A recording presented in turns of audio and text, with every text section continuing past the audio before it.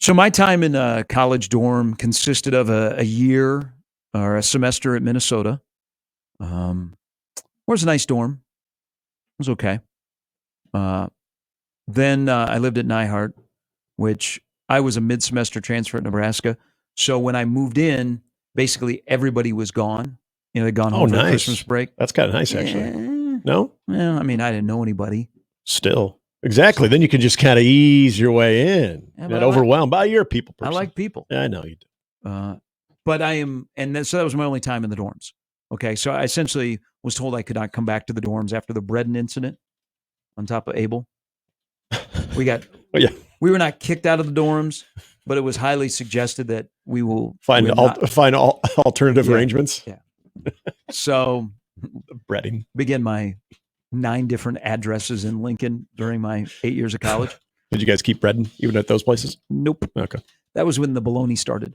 Oh, then there's a sandwich theme here going on somewhere. I feel bad for people that go to commuter schools that don't have dorms. I think you learn so much living with strangers. Yeah. Like living in the dorms, you learn so much about people. You learn so much about yourself. Mm-hmm. Even if I was a complete debauchery. Yeah. I'm like seeing, because school is starting back up and people are going to start moving in. And the dorms are much different nowadays than when when we were all in school. Now, like especially at Nebraska, because, not too long ago, went on the whole tour. And I mean, they have some nice places. Mm-hmm. They've torn down like the crappy dorms in Lincoln. Now they got suites and stuff. I'm like, where was this? Yeah, when they're called suites and not dorms, when you have the common area and then you've got the separate rooms on each side of the common area, you got the full kitchen. That's not a dorm. They do. There's one place if you live on campus in Lincoln, they'll do laundry for you. Jeez. Yeah, it's really, really nice. But I think it would be tough if I went to like a commuter school where, you just went, you parked, you went to your classes, you got in your car and you went home and you lived at home. Or you lived in an apartment off campus. That's what we did. UNO was a commuter campus when I was there. And I want to say the first residential housing went up, and this was on the old side, right by the library, would have been my junior year. And at that point, you're not going to, I want to live on campus now. And it was, I don't even think I would have been able to, because they were, that was going to be for freshmen. And then when I see the UNO housing, it's insane. So they've never, UNO's never known the old school dorms where it's a room. Yeah. Here's your 4 walls. Do with it as you will. I mean, those are all the suite style kitchen, room, and it's not a dorm. But Selleck is still Selleck. They haven't done much to Selleck. It's a dorm. It's like, so Nebraska football is in there for the second straight year, including a guy that's got a lot of money. Wouldn't you like to see what Raiola's dorm room looks like at camp? He had a pretty decent, if I remember on his picture, I think he had a pretty good fan tower. I'm telling you can tell the people that their status, how much NIL money they're getting, or how many times they've lived like this on the size of the fan that they're bringing in. If they're going full tower, if they're just going with the old little desk fan. So before I get to something that was said about him yesterday, we talked about Harburg, and it's brought up of Rule is very cautious. If he starts talking about Dylan, he will mention Danny, Jalen, and Hinrich. And we all know that 15 is your starter, okay? 15 doesn't take his offensive lineman to the aisles in Havelock, and they run up a bill of well over $300. He doesn't fly his receivers to Texas. He doesn't go back to Buford recently to work out. He doesn't go to Kansas City to work out with Mahomes' trainer. He's here. It's more than it's wins and like his legacy. Yeah. So he's going to be your starting quarterback. But so I got a little clarification yesterday because I asked somebody how this is going to be handled, and they said it's going to show you that if you are loyal to Matt Rule, he is even more loyal to you. So internally, they know that Harburg was dealt a bad hand before they ever got there. Yeah. They tell horror stories, and I've repeated a couple of them on air about how he just basically got completely ignored, wouldn't be in the quarterback room. Yeah. His interim coach laughed at him when it was brought up, hey, what about Yeah. Bro. Yeah. You watch much football? So they know that he was dealt a bad hand, and he's probably a year behind. But they are loyal to him, and they also feel like they put him in not the most ideal situation last year, that he wasn't ready to be the starting quarterback, but had to. And that was on their tab, just everything that went on with Jeff Sims. But they also are very cognizant of, they have this guy that is the franchise. Then they have a guy that played football for him last year and started games and took hits and went through the ringer, that they are very loyal to Hinrich. They also know that at some point they're going to need him, but they also understand that for somebody to handle going from a starter, a multi-game starter, to almost being somewhat of an afterthought, they're very cognizant of that part because they need to keep him on the team. They need to keep him engaged, and they need him. They know that they will need him for an important part during the season. So that's kind of the background of how they manage the discussion about quarterbacks. But oh, by the way, with the side of realization that Dylan Raiola is the dude. And so I like the stories that came out yesterday because he gets it. He comes from a place where the quarterback took care of Dom when he was in Detroit, took care of the offensive lineman. So now your son's a quarterback. Yeah. You got to take care of those offensive linemen. Hang out with them. Don't be a prima donna. Be with them. That's your teammates. And we all know now this whole course of Dylan, it's more than just wins. I mean, it's a legacy. Okay. His name is on the bottom line. Yep. But there was something said yesterday that, we've all tried to figure out who this kid is. And I've used the comparison that one player in the early 90s changed the trajectory and the perception and what Tommy Frazier was as a football player. Tommy Frazier's biggest contribution to Nebraska was his on-field leadership. No doubt. Number one. And then there's all the other athletic stuff that he did, but on-field leadership. And I think that's what Dylan would like to have. And things you've heard during the offseason, he's leading from the front. And when your best player is your hardest worker, man, you're cooking with peanut oil. But it took until July 30th for somebody on that football team to say something that I went, man, I'm trying to figure out big words. Hey, this is what he's doing.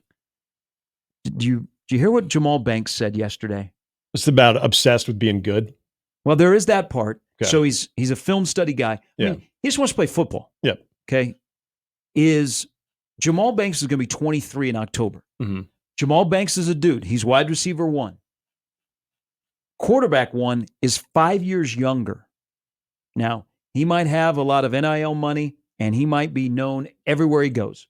Dylan Raiola and Jamal Banks could be walking down the street, and more than likely, you'd only know one person. Yeah. Okay, and the other guy is pretty damn important to the trajectory of the season. But Jamal Banks, 5 years older than Dylan Raiola, said something where I went, whoa. He said, it's how he treats us. Okay, one guy has a big voice on this team, and he's an older guy. He's 20. He's going to be 23 in October. The other guy is 18.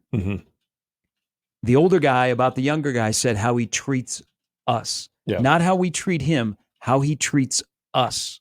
That resonates, that leads to what you just alluded to, Nick, of Banks saying he's this, this, and this. And I went, whoa. Because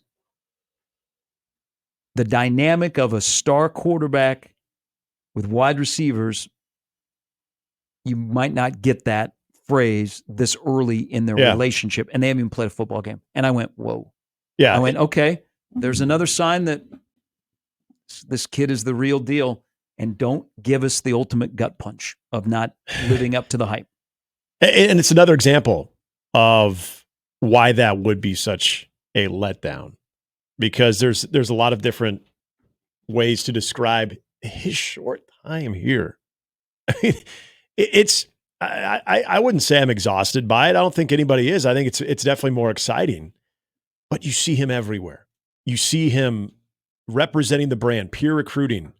You hear things like what Jamal Banks said. You see him in everything that's going on in campus, whether it's the road race. He carries himself like he's been there. And in a lot of ways, he has been here more than just the year, though, because the amount of visits that he made, how familiar he is with the culture, even I wouldn't even say from an external standpoint, because he's been inside the ropes for so long that from the time that he set foot on campus officially as a student athlete, he has carried himself not like a freshman. And it's not, and I think people will think too big for his britches type guy. Hell no. There's enough guys, enough older guys. Jamal Banks not playing in Nebraska last year, but veteran type of guys, whether they played a lot of college football or played at Nebraska for a lot, would absolutely nip that in the bud if that was the case. If this guy comes in, he's the cock in the walk, and yet there's zero substance to what he's doing. A lot of that hype, and people use that word hype, and it comes, I think, sometimes with a negative connotation of it's hype. Is it actually going to play out the way it is supposed to? There's so much action with the things that he can do right now to keep people coming back on the whole Dylan Raiola part of this story this year. He follows through. He does all that. He puts in the work. Okay, but he's also one of the great representatives of what you have a bunch of good representatives on that football team. He's everywhere. He's the ambassador. And the kid has not even gone through his first fall camp yet. And so that to me is not an act. That to me is not being a poser. When I heard yesterday he's obsessed with being good, it's not just, I think, the football part of it too. It's everything about being the number one quarterback at a place like Nebraska on what it will take on and off the field. He's checked so many boxes of, go back to the original part of this conversation, of how it would be such a letdown if the Saturdays don't match the work being put in by him and the representation that he's showing. That would be the ultimate letdown, because there's so much there where you're like, how? It's the difference. It's the, how's he any different than any other 5-star that's flamed out?